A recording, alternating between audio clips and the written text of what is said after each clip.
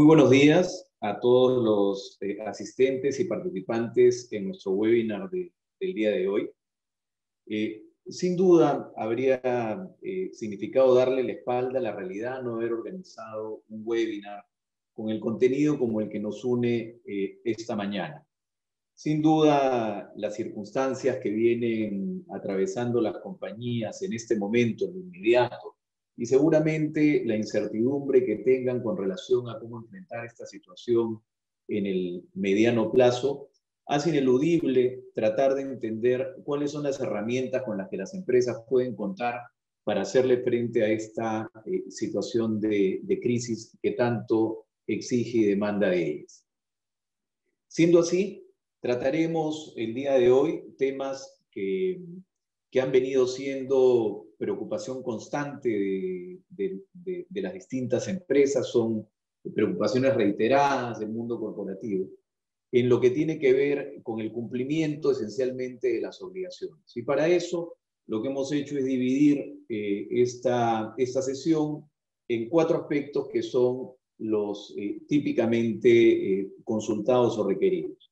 Primero, la posibilidad de negociar los contratos que las empresas tienen hoy suscritos, la posibilidad de hacer lo mismo pero con relación a los temas laborales, la posibilidad de hacer lo mismo pero con relación a los temas financieros, y finalmente, cuáles son las otras alternativas que llevarían eventualmente una reestructuración de la compañía si todo el resto falla o de repente en un momento anticipado para hacerlo con la previsión debida. Me toca a mí hablarles sobre el primer punto, que tiene que ver con la renegociación de los contratos suscritos. Y ahí quiero referirme a lo siguiente. Vean ustedes. El término fuerza mayor, probablemente después de Zoom y webinar, debe ser el término más utilizado en este momento por los distintos empresarios. Y es que lo ven como una tabla de salvación al inminente eventual incumplimiento de sus obligaciones o al hecho de que puedan cumplirlas con retraso en función a lo que tenían pactado en sus contratos. Y tiene lógica que probablemente la fuerza mayor haya sido lo primero a la vista, porque probablemente en esta primera reflexión las empresas están pensando en lo inmediato. Oye, no voy a poder entregar el producto que me había comprometido en la fecha indicada, no voy a poder hacer entrega de la obra, piensan las constructoras en el plazo inicialmente pactado. En fin, son distintas circunstancias que apuntan al cumplimiento o al eventual incumplimiento de ciertas obligaciones. Pero ¿qué es la fuerza mayor? ¿Por qué es que está siendo tan comentada? Y ahí va a ser importante hacer algunas precisiones y hablarles sobre algunas otras herramientas alternativas o complementarias a la fuerza mayor. La fuerza mayor, como el resto de otras opciones que vamos a comentarles, pero especialmente la fuerza mayor, y luego lo veremos con el caso fortuito, es un eximente de responsabilidad. Es decir, en situaciones normales, si uno incumple un contrato, será penalizado, podrá ser ejecutado, le cobrarán intereses moratorios, etcétera, etcétera.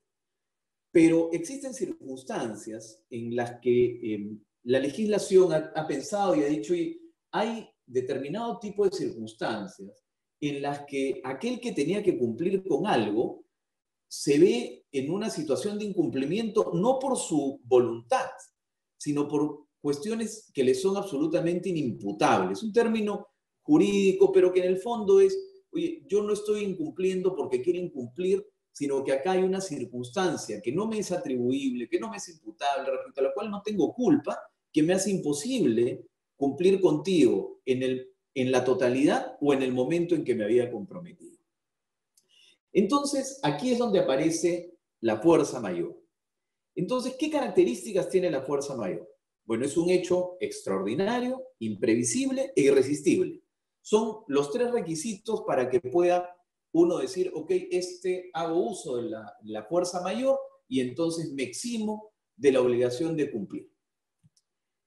Veamos ahora a qué aplica la fuerza mayor en el presente caso.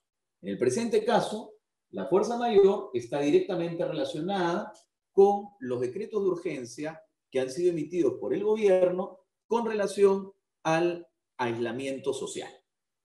Entonces, el aislamiento social impacta directamente en la posibilidad de cumplir determinado tipo de contratos. Vamos a entrar a detalle a continuación. Ahora, es extraordinaria el hecho que el gobierno haya decretado una cuestión como esta.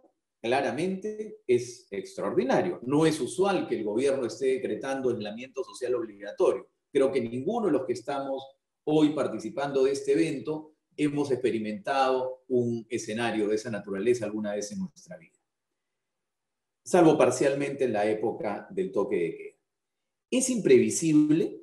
Claramente es imprevisible. A mí, que le hagan un monumento a aquel miembro de algún comité o de algún directorio que haya puesto esto sobre la mesa al momento que estaba haciendo un planeamiento estratégico o estaba haciendo eventualmente un análisis de los riesgos que podían impactar en el negocio. Creo que hablar de la imprevisibilidad aquí es ocioso. Pero además es irresistible, sin duda alguna. Esto, al ser un mandato legal, se vuelve una situación respecto a la cual no puedo realizar mayor resistencia. Simplemente tengo que acatarla y cumplirla. Entonces, esta situación de fuerza mayor determinada por el decreto, en automático podemos imaginar la cantidad de situaciones inmediatas que resuelve para que no hayan, por ejemplo, pago de penalidades, intereses moratorios o cosas similares. Estamos hablando de las ya citadas. Si yo tenía que entregar una obra el día, digamos, 15 de abril y no he podido trabajar durante los últimos 30 días previos a esa fecha, no hay forma que yo pueda cumplir con la entrega en esa fecha indicada. Aquí claramente el decreto de urgencia que declara las restricciones en las actividades que no incluían la mía, me va a mí eximir de cualquier tipo de responsabilidad por no cumplir a tiempo con la entrega como sí lo había pactado con los clientes. Esto mismo, imagínenlo trasladado a casi cualquier otro cumplimiento de obligación que requería de una ejecución que fue suspendida. Por ejemplo, la entrega de mercadería en algún punto específico de entrega, aun cuando el traslado de la mercadería era permitido, quien debía recibirla no podía recibirla porque no estaba siendo considerada una actividad permitida. Y así podríamos seguir con una gran cantidad de cosas. Ahora, siempre que se habla de la fuerza mayor, uno lo ve asociado al caso fortuito. Es más, muchos dicen, oye, pero esto es una decisión de caso fortuito o fuerza mayor. Vamos a explicar cuál es la diferencia entre el caso fortuito y la fuerza mayor.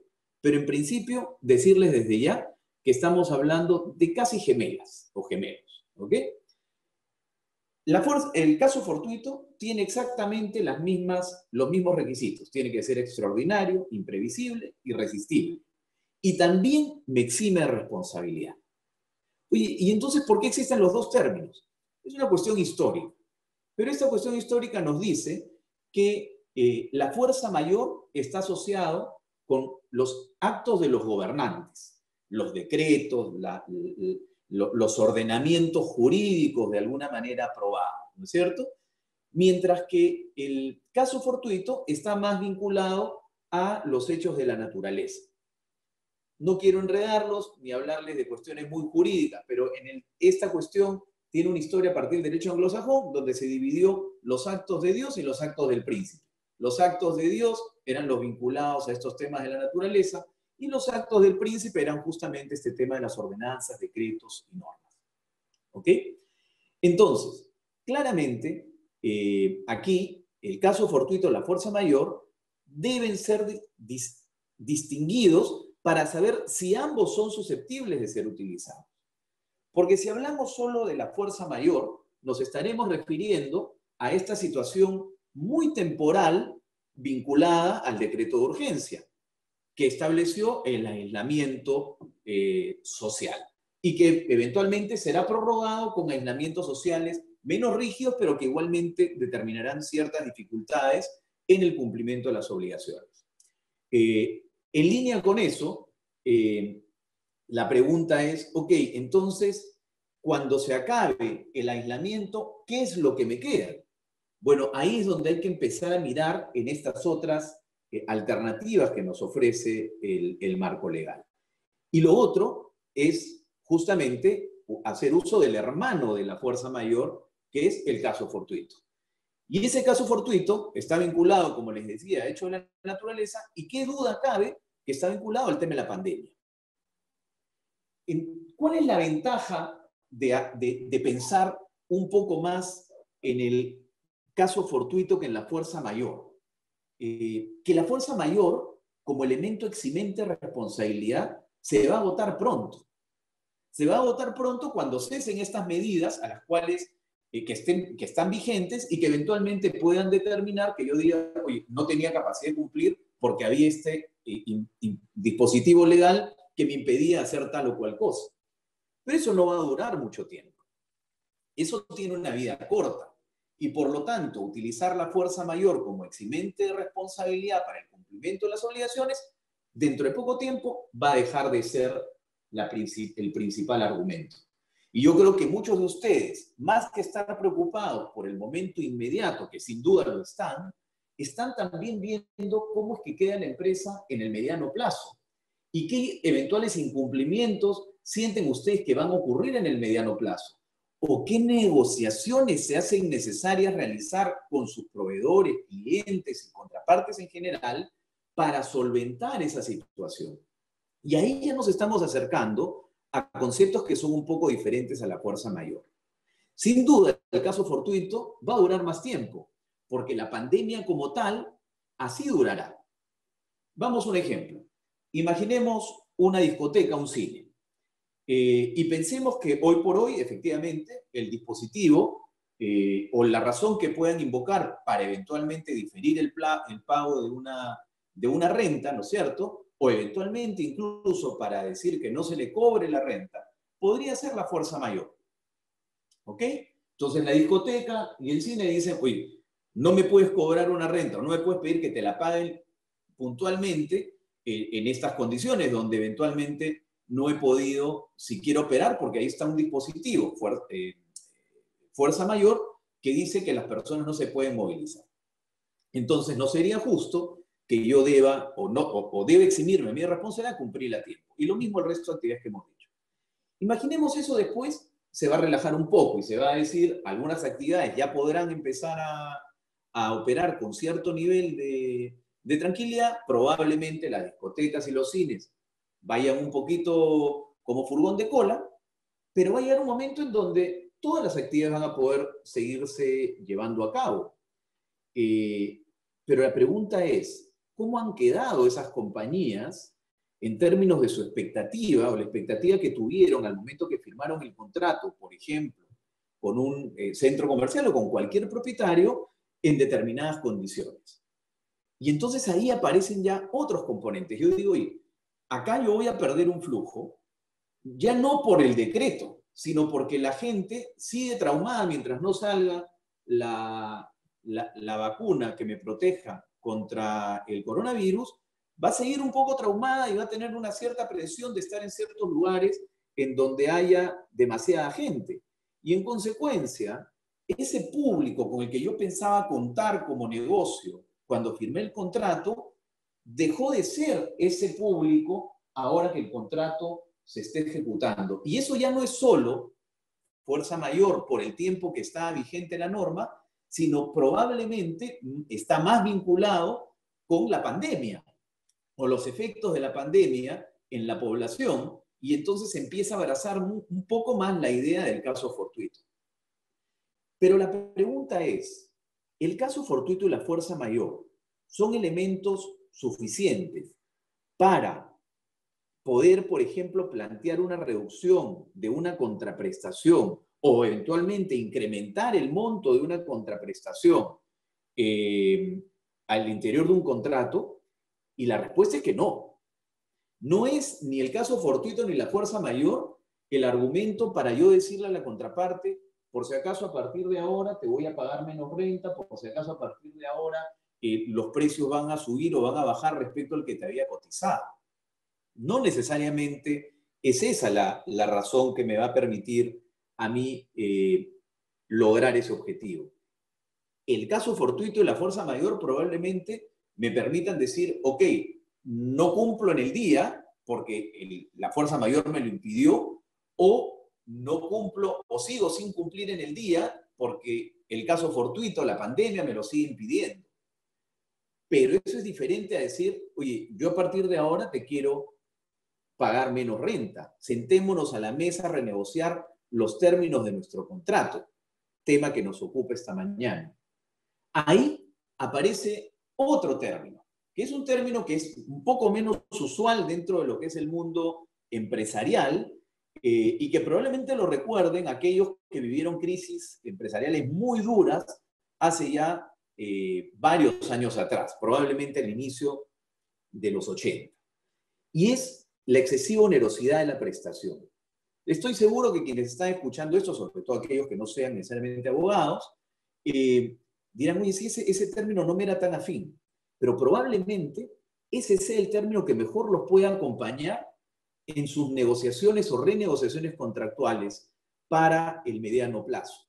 Porque como les digo, la fuerza mayor muy rápido, el caso fortuito también con sus limitaciones, sirven para cumplir o no cumplir o cumplir tardíamente, pero cuidado, que no sirven de una manera tan eficaz para entrar a renegociar condiciones contractuales. ¿Ok? Sin embargo, la excesiva onerosidad de la prestación es súper interesante porque tiene los mismos elementos que el caso fortuito de la fuerza mayor. Tiene que ser extraordinaria e imprevisible. ¿Con relación a qué? Aquello que existía cuando yo celebré el contrato.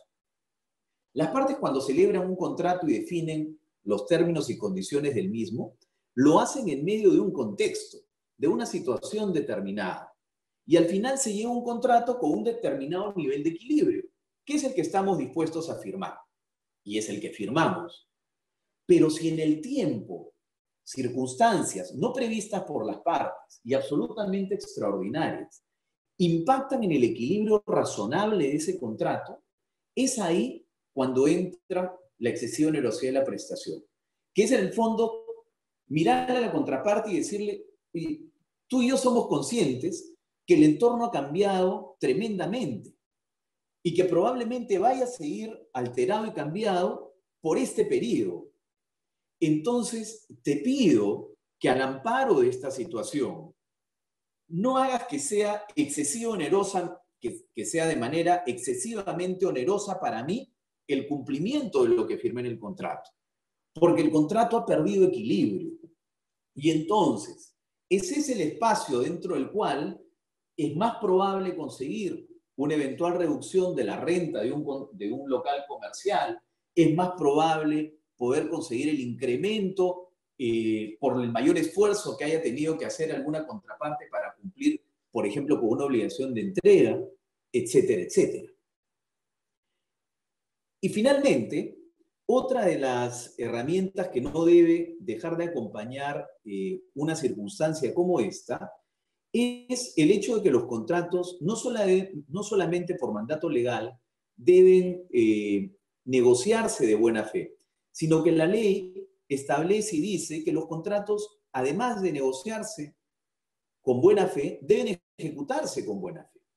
Y entonces, uno actuando de buena fe, acreedor y deudor, van a encontrar en ese concepto que parece tan gaseoso como puede ser la buena fe, espacio para sentarse en una mesa y tratar de recomponer los elementos esenciales de un contrato bajo las actuales circunstancias que las partes tienen que enfrentar. Y ahí sí estamos hablando de una atemporalidad tan rígida como la fuerza mayor, eventualmente tan rígida como el caso fortuito, y más parecida a la excesiva onerosidad de la prestación. Es decir, te pido y recurro a ti para que entiendas de buena fe que esta ejecución del contrato en los términos que inicialmente previmos, no puede continuar así, por lo menos durante esta etapa. Hay que tener cuidado, sin embargo, en cada caso concreto. Esta situación y ninguno de los temas que hemos conversado, ni el caso fortuito, ni la fuerza mayor, ni la excesiva velocidad de la prestación, ni la buena fe contractual, van a ser la razón por la cual las personas masivamente puedan verse liberadas del cumplimiento de sus obligaciones. En absoluto. Ni va a ser una tabla de salvación de características tales que nos eviten a todos eventualmente salir indemnes de esta situación. Sin embargo, sin duda, el uso de estas alternativas puede permitir tratar de colaborar con el hecho que no ocurra una ruptura abrupta de la cadena de pagos. Que por lo menos esa cadena de pagos sea un poquito más delgada a través del reacomodo temporal de ciertas condiciones contractuales. Sea suficientemente delgada para que sin quebrarse pueda permitir que la bicicleta siga andando y que una menor cantidad de empresas terminen finalmente extintas, quebradas y desapareciendo del mercado, con todo el impacto que eso va a conllevar a nivel también de los propios acreedores concedidos de una manera más general y sin duda para los trabajadores y otros stakeholders que dependen de la compañía. Muchas gracias, eso es lo que yo quería tocar con ustedes. Me voy a quedar en línea revisando sus consultas y atendiéndolas a través del dispositivo. Y le doy paso al doctor César Puntriano, quien va a hablar con nosotros sobre el tema de la renegociación de carácter laboral. Muchas gracias. Muchas gracias por el pase, Mauricio. Muy buenos días a todos nuestros participantes. Muy contentos desde aquí, desde el Estudio Muñiz, en que nos puedan acompañar en este webinar muy importante, que duda cabe, como lo comentaba Mauricio, que tiene que ver con la renegociación, desde mi esquina, la renegociación laboral. Hay unos conceptos que Mauricio nos comentó que son absolutamente relevantes para mi exposición. La fuerza mayor, el caso fortuito, la buena fe. Y partiré por lo segundo. La relación laboral supone un vínculo entre dos partes, entre las cuales debe existir buena fe. No solamente buena fe durante la relación laboral, sino también buena fe al momento de la negociación de los contratos y también buena fe al momento de la extinción de la relación laboral. La relación laboral supone un vínculo contractual también, pero a diferencia de los contratos civiles o contratos mercantiles, nos encontramos ante una situación jurídica que tiene una naturaleza vertical. Para nuestro sistema y para el derecho del trabajo en general, el trabajador ocupa la parte débil de la relación laboral. Es por eso que el empleador tiene límites previstos en la legislación, previstos en la jurisprudencia también. La buena fe, sin embargo, creo yo que es una herramienta, un principio que cobra una vital importancia en una situación como la que estamos experimentando, de emergencia nacional, de emergencia sanitaria, que recordemos son dos conceptos distintos, con implicancias distintas, y en la cual los trabajadores deben también participar de las medidas que el empleador vaya a implementar, pues el objetivo fundamental es preservar la fuente de trabajo. Tengamos en cuenta de que si la fuente de trabajo se extingue, toda la gente se va a quedar en la calle. Así que las medidas que se puedan imponer, o más que imponer, las medidas que se puedan negociar con los trabajadores deberían ser aplicadas de manera general a toda la organización, en la medida de lo posible, desde luego, desde la gerencia hasta los funcionarios, digamos, de menor categoría. Esto es muy importante tenerlo en cuenta, puesto que el ejemplo es fundamental. el diálogo, la transparencia es fundamental y eso es parte de la buena fe.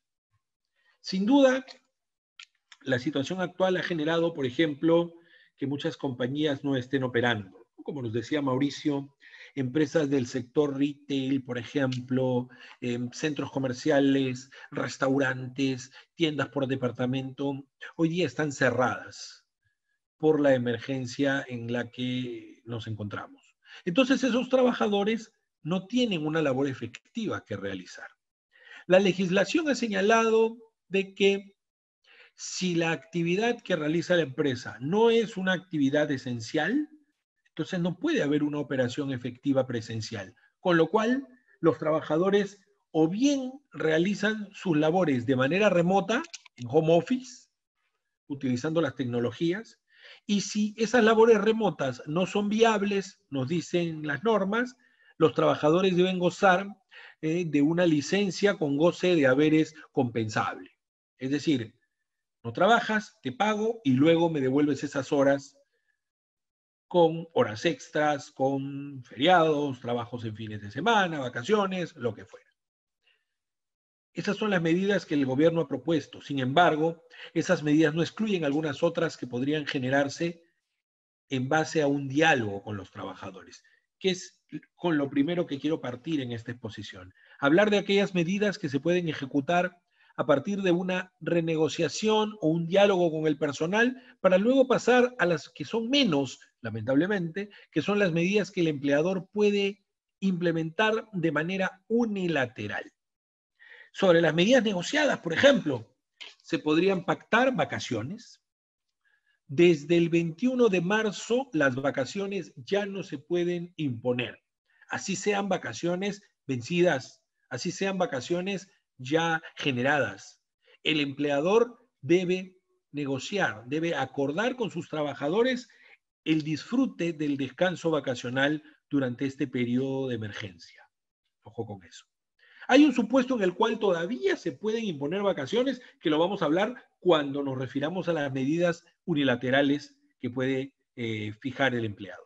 Entonces, en primer lugar, el descanso vacacional. Para eso se requiere un acuerdo. Y no se olviden que el acuerdo hoy puede, y siempre ha podido en realidad, ejecutarse por conducto electrónico. No necesitamos la firma hológrafa, es decir, manuscrita del trabajador en esta época de emergencia. Basta un correo electrónico enviándole el acuerdo y que el trabajador nos manifieste su conformidad. Con eso ya estamos. La segunda medida unilateral que se puede implementar, perdón, la segunda medida bilateral, conversada, negociada que se puede implementar es la licencia con goce de haberes compensable. Y ustedes me dirán, oiga, pero eso es una medida que es unilateral. Sí, pero, y acá hay una particularidad, se podría pactar en el acuerdo de licencia con goce de haberes que si el vínculo laboral se extingue antes que el trabajador devuelva esas horas, ellas sean descontadas de la liquidación de beneficios sociales. Eso, reitero, necesita acuerdo. Luego también podríamos estar hablando de una licencia sin goce de haberes. La licencia sin goce de haberes requiere un acuerdo, puede ser por el tiempo que las partes lo necesiten, lo decidan, y supondrá que el trabajador no va a recibir remuneraciones durante la misma. ¿Qué ocurre con la afiliación al Seguro Social? Durante la licencia sin goce de haberes se activa una prestación que se llama latencia, que es asistencia médica en el Seguro Social o en la EPS también, que se cubre o que se otorga a los trabajadores. Perdón. Adicionalmente también las partes podrían pactar una reducción de la jornada de trabajo, es decir, bajo las horas de trabajo y bajo también el sueldo. No es lo mismo ganar una determinada cantidad o no es lo mismo trabajar 48 horas y ganar una cantidad que trabajar 24 o trabajar 30. Inclusive, si el trabajador reduce su jornada a menos de 4 horas al día, podría ser considerado un trabajador part-time, a tiempo parcial. Y los trabajadores a tiempo parcial, recuerden ustedes que por ley no tienen derecho a compensación por tiempo de servicios, no tienen derecho a vacaciones, ni tampoco estabilidad laboral. Por otro lado, también se podría pactar la eliminación de algunos beneficios, o más que eliminación, digamos, suspensión temporal de algunos beneficios adicionales que las empresas hayan acordado con el sindicato o que hayan puesto a disposición de los trabajadores de manera unilateral. Por ejemplo, bonos, algunas bonificaciones adicionales, algunas prestaciones asistenciales adicionales. Ese tipo de beneficios adicionales que no están previstos en la ley, sino que las empresas se la pueden dar o se la han venido dando a los trabajadores, se podrían también suspender previo acuerdo. Inclusive, diría yo, los beneficios sociales legales podrían fraccionarse. Si bien este no es una medida que se desprenda de la ley, yo creo que el contexto actual la justifica. Por ejemplo, el pago de las utilidades legales. Si bien es cierto, se ha ido posponiendo, de acuerdo a las normas de la SUNAT, la oportunidad del pago de las utilidades legales de los trabajadores, imagínense que llegue la utilidad y no tenga caja por el impacto, sea de la fuerza mayor, como decía Mauricio, de las normas, o del caso fortuito, la pandemia propiamente dicha. No tengo caja, ¿cómo pagar la utilidad? Pues celebro acuerdos con mis trabajadores para pagarlas de manera fraccionada. Yo creo que esa es una opción interesante también que se puede manejar. Pasamos a las opciones unilaterales. ¿Qué puedo hacer unilateralmente como empleador? A hoy, lamentablemente, muy poco. En aquellos casos donde el trabajo remoto no sea posible, como dijimos hace un momento, puedo dar la licencia. La licencia con goce de haberes compensable, esa la puedo dar unilateralmente. Y podré también unilateralmente determinar en qué momento se recupera luego de la emergencia. Pero lo que no puedo hacer es descontarla de los beneficios sociales aquellas horas que no sean recuperadas, porque no tengo el acuerdo. ¿Qué más puedo hacer unilateralmente? Hay un supuesto más que ya se está conociendo, hay muchas empresas, han dado vueltas por ahí, algunas comunicaciones de algunas empresas en ese sentido, que es el llamado o la llamada suspensión perfecta de labores por caso fortuito o fuerza mayor. Y aquí recojo los conceptos que con mucha precisión Mauricio nos ha dado sobre el caso fortuito o fuerza mayor. Situaciones imprevisibles, irresistibles, inmanejables, sean hechos derivados de una decisión gubernamental, la fuerza mayor, el aislamiento social obligatorio, la inmovilización social obligatoria, que van hasta el 12 de abril, la emergencia sanitaria, que va hasta el 9 de junio, o el caso fortuito propiamente dicho, la pandemia. Hay muchas empresas, como decía Mauricio, que al día siguiente que se levante la emergencia nacional no van a pues atender al 100%. Yo no creo que la gente se vaya corriendo al cine el día 13 de abril. Entonces, en esos casos, la ley franquea la posibilidad de suspender de manera perfecta las labores. Es una suspensión, señores, no estamos hablando de un cese. ¿De acuerdo? Y el plazo para esta suspensión perfecta quiere decir que no hay pago de sueldos, de remuneraciones ni de beneficios, es hasta por 90 días calendario. ¿Qué es lo que tiene que hacer la empresa? Primero, tener claro y tener el sustento del impacto del caso fortuito o de la fuerza mayor en sus cifras, en sus estados financieros. Luego de ello, tiene que seleccionar el grupo que va a ser suspendido y el grupo que se va a mantener, porque puede ocurrir que la empresa tenga algunas labores indispensables que se tienen que mantener durante la suspensión. Habrá que sustentar quiénes se quedan y quiénes se van o quiénes son suspendidos. Entonces, luego de haber identificado al grupo, en la medida de lo posible hay que otorgar vacaciones vencidas, vacaciones adelantadas, porque la autoridad espera que las empresas tomen algunas medidas menos duras que la suspensión propiamente dicha. Les mandan una carta a los trabajadores informándoles de la decisión de la suspensión perfecta. Y luego de que culminen sus vacaciones, ya se les suspende, nuevamente por escrito. La suspensión, como digo, puede ser hasta 90 días calendario. Y una vez comunicados a los trabajadores, pues debe informarse de esa decisión a la autoridad de trabajo, en Lima al Ministerio de Trabajo, en las regiones a cada una de sus direcciones de trabajo, y en esa comunicación lo que va a ir de la mano o lo que va a ir adjunto es un sustento técnico, un informe técnico que permita sustentarle a la autoridad por qué estamos suspendiendo labores. Eso es muy importante, porque lo que va a ocurrir es que la autoridad va a oficiar a la SUNAFIL y la SUNAFIL nos va a inspeccionar. Y de acuerdo a lo que la SUNAFIL informe, la autoridad decidirá si es que la suspensión perfecta va o no va. Si la suspensión perfecta va, entonces no pasa nada.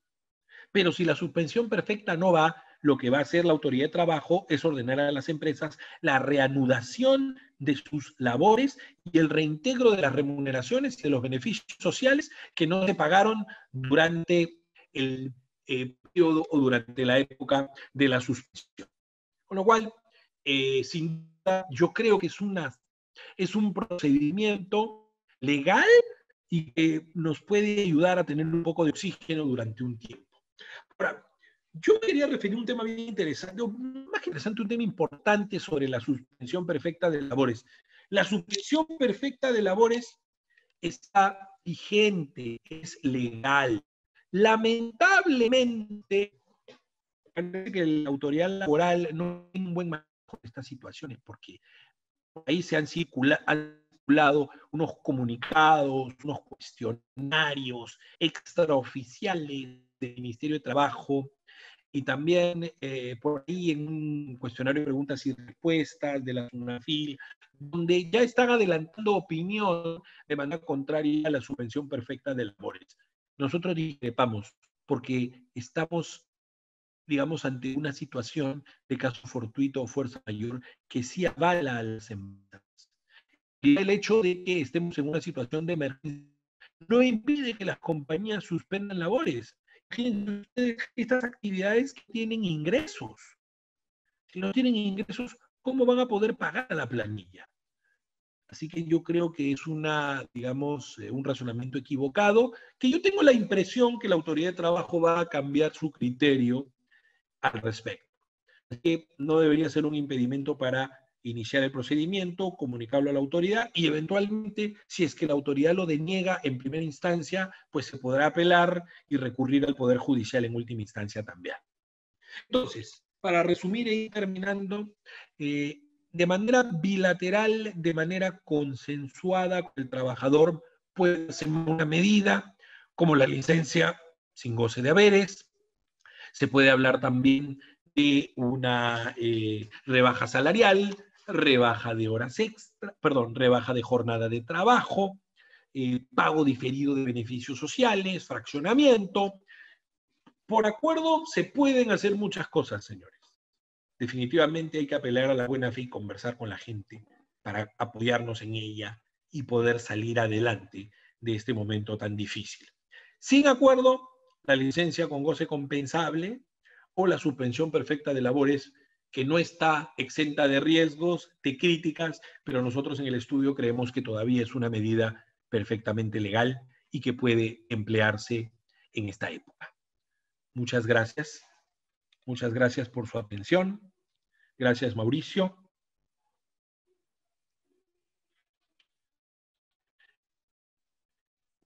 Muchas gracias, César. Te dejamos absolviendo las inquietudes, como lo vengo haciendo yo. Y damos paso ahora al doctor Sergio Kendo, quien se referirá al tema de la refinanciación de contratos con entidades del sistema financiero. Muchas gracias, César. Bienvenido, Sergio. Gracias, Mauricio. Gracias, César.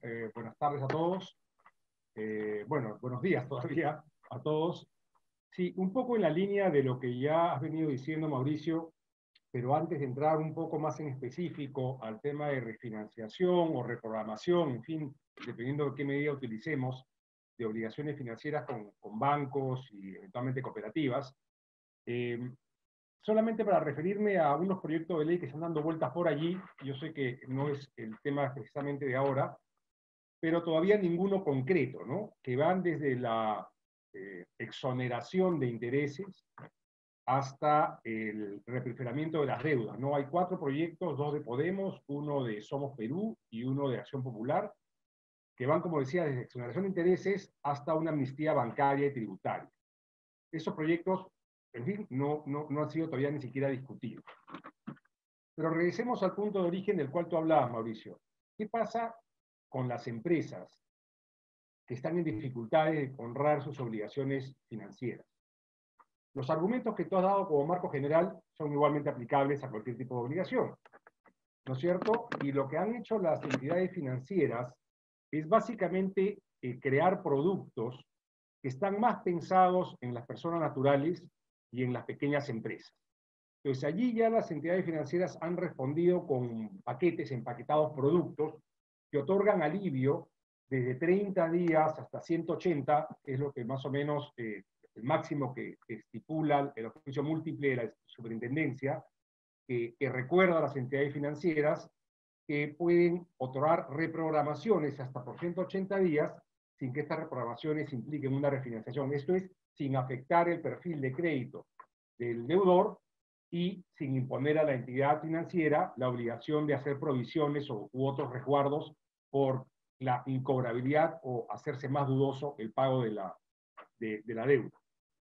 Entonces, las entidades financieras han salido con estos productos, ya todas ofrecen incluso links en sus páginas web para que uno pueda reprogramar, digamos, su deuda hipotecaria, la deuda con la tarjeta de crédito, pero otra vez, solamente pensado en personas naturales y algunos pocos productos pensados en pymes, en pequeñas empresas. Respecto de las empresas más grandes que las pequeñas, medianas hacia arriba, recién algunos bancos están pensando en si van a hacer algún tipo de producto.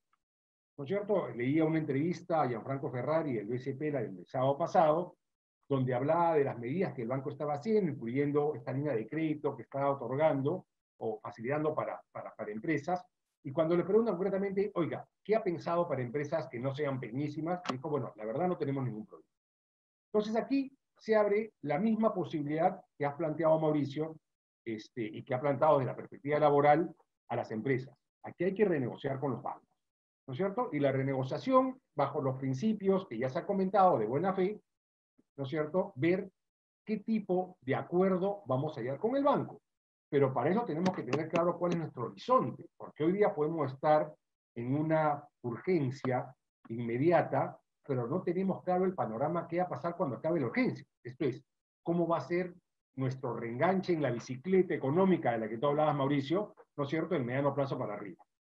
Entonces, es fundamental, antes de ponerse a renegociar con el banco, primero que nada ver a qué nos hemos comprometido en nuestros contratos de crédito. Los contratos de crédito suelen estar relativamente estandarizados, pero en función de la capacidad de negociación de cada empresa, hay cosas que pueden ser distintas. Por ejemplo, ¿qué cosa se dice acerca de la capitalización de intereses? ¿No? Los intereses son capitalizables solamente para las empresas financieras con mayor libertad, para las personas comunes y corrientes. El Código Civil establece una prohibición de capitalizar intereses, salvo que por pacto posterior se capitalicen cuando el incumplimiento del deudor haya superado el año.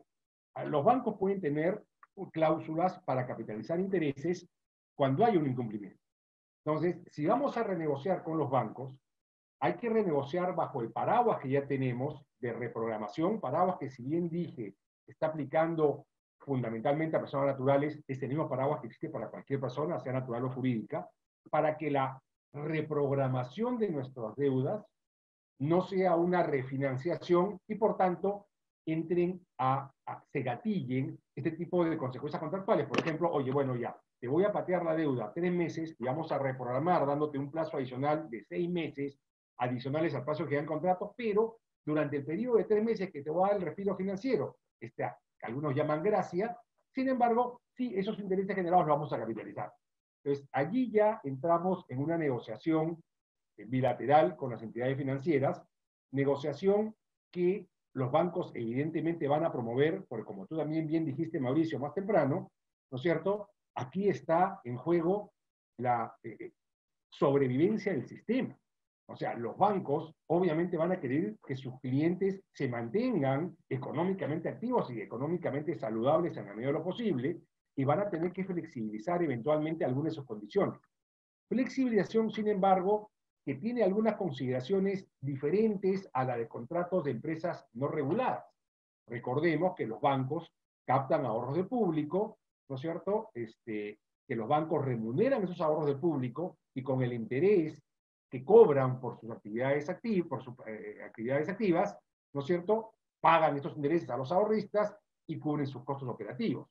Entonces, algunos bancos están ofreciendo la posibilidad de, por ejemplo, que no haya intereses durante el breve periodo de gracia o de respiro, pero esto no puede ser permanente porque iría contra el sistema mismo. O sea, nos perjudicaría a nosotros, ya no como deudores eventuales de un banco, sino como ahorristas de esa entidad financiera. Que es algo que los proyectos que se han presentado de ley tratan un poco a la ligera, ¿no? Bueno, exoneramos intereses, te rebajamos intereses. A ver, un momentito. Hay que ver la figura de los dos lados. Tanto las entidades financieras, que son indispensables, más aún ahora en contexto de crisis, para mantener la disponibilidad de capital de trabajo y eventualmente reprogramar deudas que hoy día, por las emergencias sanitarias, hace que las empresas estén en dificultad de pagar, como al deudor que requiere de flexibilización y de facilidades para no romper, ¿no es cierto?, la cadena de pagos y que haga que la crisis se extienda aún más. En conclusión, estamos dentro del mismo paraguas del que tú hablaste, Mauricio, o sea, hay una renegociación que debe estar regida por principios de buena fe, ¿no es cierto? Eventualmente se pueden utilizar eximentes como los que tú has perfectamente mencionado para otros ejemplos, pero aquí tenemos, por lo menos a diferencia de las normas generales, el paraguas que dio la SBS, ¿no es cierto?, de poder entrar en una reprogramación que no implique refinanciación, pero ojo, limitada a 6 meses. Entonces, la negociación con los bancos puede ir desde una reprogramación, pero más allá, ¿no es cierto?, un acuerdo entre partes para que, por ejemplo, mi contrato de crédito que tenía 24 meses, de pronto cambiarlo a 36, sin que eso implique un desmejoramiento de mi perfil de crédito. Y como sugerencia, hay que comenzar a ver la letra pequeña de los contratos de crédito y pensar con claridad qué le queremos proponer a nuestras entidades que nos han otorgado créditos para tener una renegociación que pueda subsistir en el tiempo y que no solamente sea un parche temporal, porque realmente no sabemos cuánto va a demorar, ¿no es cierto?, que la bicicleta ande con regularidad, si bien algunos entendidos económicos hablan de 60, 90 días después del levantamiento de la emergencia. Yo creo que esa es una generación un poco discutible, sobre todo para una gran cantidad de sectores cuya recuperación sin duda va a tardar más. Eso sería básicamente, Mauricio, lo que podría comentar en este momento. Muchas gracias, Sergio. Sin duda, creo que hasta este momento hay dos reflexiones rápidas que hacer. Número uno, cada caso debe ser analizado con su propia particularidad. Lo que estamos dando son lineamientos generales, temas que pueden ser invocados, forma en que esto puede ser de alguna manera sustentado, pero cada caso es un mundo. Y sin duda, como bien dices tú, las entidades del sistema financiero podrán ser receptivas, sobre todo en base para compañías, ¿no es cierto?, más grandes que no han sido amparadas por estos dispositivos dados hasta el momento. Los bancos podrán ser seguramente reflexivos, tomar consideraciones basadas en todos estos temas de los que estamos hablando, y seguramente, porque no quieren tampoco perder al cliente y hasta el momento están actuando de manera tremendamente responsable, a aquellas empresas que tengan viabilidad en el tiempo, seguramente va a la mesa haber extensiones de plazo, modificaciones de tasa, periodos de gracia, etcétera, etcétera, todo lo que conocemos bien. Pero claro, va a haber algunas otras empresas que lamentablemente son como los soldados que no regresan de las guerras, ¿no? Y eso es una realidad. Si la empresa ya no tiene ninguna viabilidad, si no puede sustentar una salida, o ya venía siendo un problema de manera previa a la ocurrencia de estos hechos, y esto lo único que hace es terminar de sellar su destino, probablemente ahí hayan algunas dificultades mayores, y ya estemos acercándonos un poco más a lo que es el último tema de nuestro webinar del día de hoy. Muchas gracias, Sergio. Te dejamos atendiendo consultas en interno. Le damos la bienvenida ahora a Anthony Lizarra, quien conversará con nosotros sobre los concursos preventivos y las reestructuraciones empresariales. Muchas gracias, Sergio. Bienvenido, Anthony. Gracias, Mauricio. Buenos días con todos los invitados. Definitivamente el estado de emergencia hace que las empresas tengan que tomar decisiones para afrontar la escasez de liquidez. Y tienes diversas alternativas. La primera podría ser una reestructuración privada, en los cuales los temas que se ha estado tocando anteriormente. Y existe lo que vendría a ser las reestructuraciones, digamos, en el marco del sistema concursal o como se le dice comúnmente dentro del INDECOPI. Y antes de explicar cuáles son los procedimientos concursales y las alternativas, voy a señalar cuáles son los efectos de un procedimiento concursal, porque es para ambos, ya sea el preventivo y el ordinario. Y un efecto que es importante señalar cuando una empresa está envuelta en un concurso es que opera la inexigibilidad de obligaciones. ¿Y esto qué significa? Es que no puedes pagar tu deudor la deuda de tus acreedores de manera directa. Tienes que esperar que se conforme la Junta de Acreedores y que ésta apruebe el marco en el cual se va a pagar estas deudas, ya sea el plazo, ya sea un cronograma de pagos, etc. El otro efecto es el marco de protección del patrimonio del deudor. Y esto es importante. ¿Por qué? Porque el sistema concursal lo que va a hacer es blindar el patrimonio, pero no va a blindar el patrimonio en favor no tanto ni del deudor ni del acreedor. Lo que va a buscar el sistema concursal es que el deudor tenga las suficientes herramientas para que opere y además para poder pagar a los acreedores. Y cuando se refiere a marco de protección del patrimonio del deudor, es que todas las ejecuciones judiciales, administrativas, arbitrales, se suspenden. Un ejemplo claro es una empresa tiene una medida cautelar en forma de retención de cuentas y ¿qué ocurre? Esta se levanta y se le retorna la cuenta o la disposición de la cuenta a la empresa sometida a concurso. El otro supuesto es que el patrimonio, o el otro efecto, mejor dicho, es que el patrimonio del deudor debe mantenerse inalterado. ¿Para qué? Para el pago de los acreedores. Ojo, con eso no se está señalando que la empresa deje de operar, todo lo contrario, sino es que no se busque depredar el patrimonio del deudor. ¿Por qué? Porque lo que se busca en estas situaciones es que un acreedor finalmente termine cobrando su deuda y el deudor salga del procedimiento concursal y continúe su derrotero normal, que es su actividad cotidiana. Otro efecto es que la administración se mantiene de parte del deudor, sin embargo, y acá es muy importante señalar que en una reestructuración empresarial tiene el deudor que convencer a los acreedores para mantener la administración. Se puede mantener la administración, puede haber una administración mixta de un nuevo administrador con la anterior gestión o una administración ya designada basado en el registro que tiene el INDECOPI con sus administradores empresariales. Y otro punto que también es importante y hay que señalar es que uno de los efectos del concurso es las acciones de ineficacia. ¿Qué significa esto? Que va de la mano con que el deudor mantenga su patrimonio inalterado. Es decir, el deudor no puede realizar actos de disposición que vaya a depredar el patrimonio. Un ejemplo claro es, mi empresa está en concurso y yo le transfiero los bienes principales a mi papá, por ejemplo, para yo salvaguardar el negocio y más adelante abrir otro. La ley concursal te establece que existe este mecanismo de ineficacia para cuestionar estos actos, porque la idea es reintegrar este patrimonio a los acreedores. Entonces, ¿qué se busca con esta situación? Es que los acreedores tengan más herramientas, más activos con qué pagar sus deudas. Y el último efecto es el famoso reconocimiento de créditos, es decir, un acreedor ya no va a cobrarle de manera directa al deudor. Lo que va a hacer es, va a pasar sus créditos por el INDECOPI a señalar, señores, el deudor me debe X monto.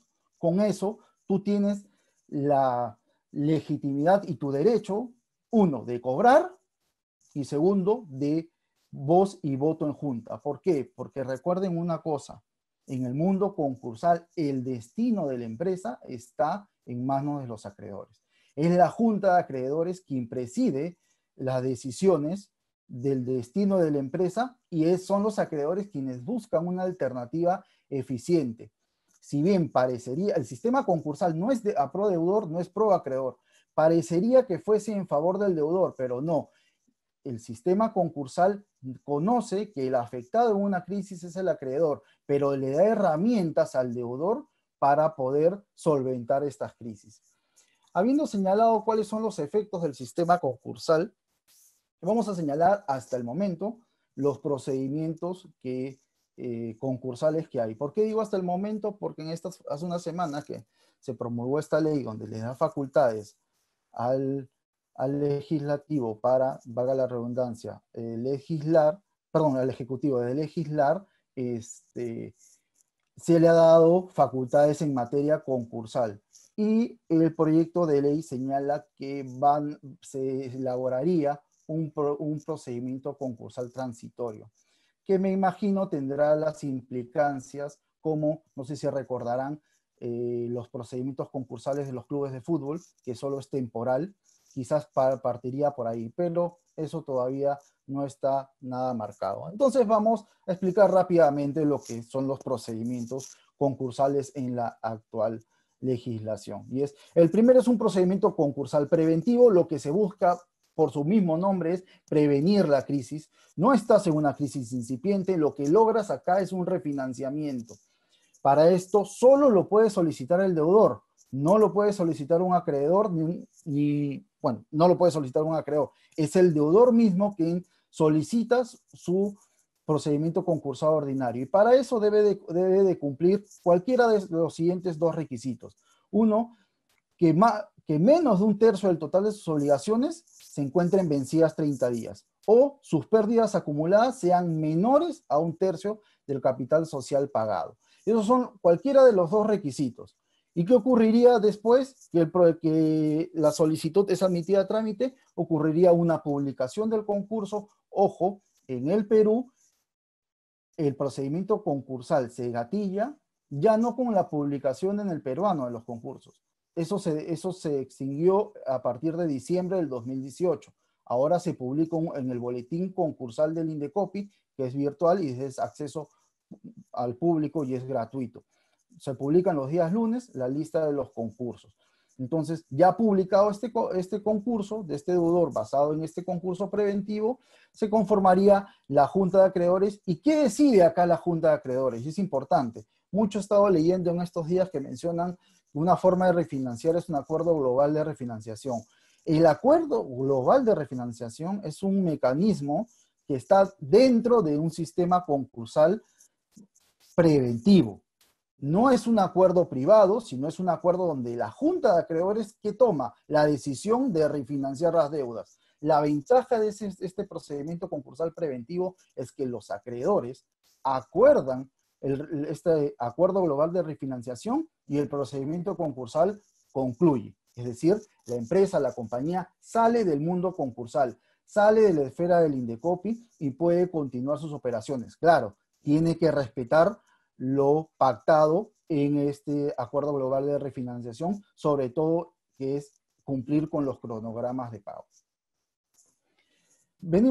Vamos ahora a explicar lo que vendría a ser el procedimiento concursal ordinario, que es los más conocidos, es los más cotidianos. Tienes dos vertientes, el que el propio deudor se someta a concurso y el que los acreedores lleven al deudor o a su deudor al concurso. Puede ser un acreedor, puede ser dos acreedores, pueden ser 20 acreedores. Ya vamos a explicar los requisitos. La solicitud a procedimiento concursal ordinario a pedido de deudor, básicamente deben de cumplir cualquiera de los dos supuestos, que es a la inversa del preventivo, es cuando más de un tercio de sus obligaciones se encuentren vencidas por más de 30 días, o que se presente pérdidas acumuladas mayor a un tercio del capital social pagado. Ese es el procedimiento concursal ordinario a pedido de deudor. Pero el más conocido, el más cotidiano, el que ocurre mucho, es el procedimiento concursal a pedido de acreedor, donde debes de cumplir dos requisitos. Que el acreedor sustente que sus deudas son mayores a 50 UITs, a la actualidad vendría a ser 215.000 soles o aproximadamente $66.000, y que esta deuda esté 30 días vencida. Tú presentas la solicitud del acreedor y se le va a correr traslado al deudor para que manifieste su posición. En ambos supuestos se publica el concurso. ¿Y qué situaciones o qué ocurriría después de esta publicación del concurso? La Junta de Acreedores se reúne y ¿qué puede decidir? La Junta de Acreedores puede decidir como destino del deudor la reestructuración patrimonial de la empresa o una liquidación. Lo que no se busca sería este último supuesto, que sería la liquidación. Vamos ahora a conversar un poco de lo que es la reestructuración. ¿Y qué significa una reestructuración? Bueno, la empresa continúa funcionando, estableces un cronograma de pagos que puede ser, va a depender mucho de los acreedores y del propio deudor, de qué es lo que ofrezca para el pago, cuáles serían sus flujos a futuro, y pueden ser planes con periodos de gracia, planes de 5 años, 10 años, va a depender mucho. Aquí hay que tener mucho cuidado de parte del deudor porque puede mantener la administración, como lo mencionaba, se puede nombrar una nueva administración o puede adoptar una administración mixta, es decir, que combine la anterior administración que una nueva.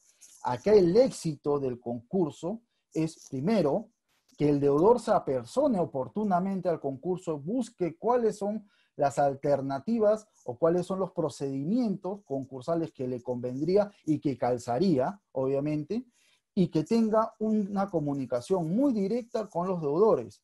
¿Por qué? Porque sería mentirse el deudor si es que va a llegar a una junta de acreedores o a la primera junta de acreedores sin conversar con los acreedores. Eso es totalmente falso. No vas a llegar a un acuerdo. Siempre existen reuniones previas, comités previos con los acreedores, donde buscas previamente explicarle cuál va a ser el negocio de acá hacia adelante, cómo tú vas a salir de la crisis y finalmente cómo vas a cumplir el cronograma de pagos. Eso es súper importante, la comunicación del deudor. Insisto, quien marca la situación del destino del deudor son los acreedores, pero es el deudor quien le va a dar las herramientas para que tome las decisiones en cara a salir con la crisis y sobre todo cumplir con un cronograma de pagos. ¿Por qué? Porque no es que la deuda concursal, vamos a señalar, la deuda concursal vendría a ser la deuda generada, digamos, del día de hoy hacia atrás. Toda esta deuda vendría a ser concursal. Esta deuda se renegocia, se establece un cronograma de pagos donde tú la debes de cumplir. El no cumplirla en una reestructuración hace que te culmine a una disolución y liquidación. Entonces, para recapitular esta breve explicación de lo que es el sistema concursal, tenemos dos tipos de procedimientos donde hay que cumplir los requisitos para cada uno. Luego tienes, después de publicado el concurso, tienes los efectos del concurso, que vendría a ser la inexigibilidad de obligaciones, que es tu derecho del deudor de no pagar deuda, no la puedes pagar de manera directa, un marco de protección del patrimonio. Recuerden que el patrimonio del deudor se blinda, se protege, para evitar ejecuciones individuales. Acá se busca es beneficiar un interés colectivo sobre el interés individual. El patrimonio del deudor se mantiene inalterado, la administración se mantiene por el momento, puede ser que se pierda, puede ser que se mantenga, va a depender mucho de lo que exponga el deudor para que le aprueben el plan de reestructuración, y finalmente se gatillarían estas acciones de ineficacia si es que el deudor ha realizado actos de disposición que no vaya con el giro del negocio del deudor y que afecte el patrimonio del mismo. Y bueno, la etapa del apersonamiento al reconocimiento, al concurso, que es cuando los acreedores se apersonan y dicen, esta deuda, este deudor me tiene esta deuda. Y finalmente lo que ocurriría es una junta de acreedores donde de manera concurrente todos los acreedores deciden el destino del deudor. Eso es un poco lo que quería comentarles en esta breve explicación de lo que es el sistema concursal y las alternativas que se tienen. Definitivamente la medida es verificar deudor por deudor, acreedor por acreedor, el caso en particular, porque las situaciones de crisis no es la misma para todos. Gracias por el pase. Muchas gracias, Anthony. Sin duda, cuesta trabajo y parece mentira estar hablando de estos temas de concurso preventivo, reestructuración de compañías, en una economía que se había olvidado un poco de hacer el tratamiento legal de estos temas hace algunos años. Es lo que nos toca, es lo que nos toca vivir, es lo que nos toca afrontar. Me quedo con la reflexión que haces en tu exposición.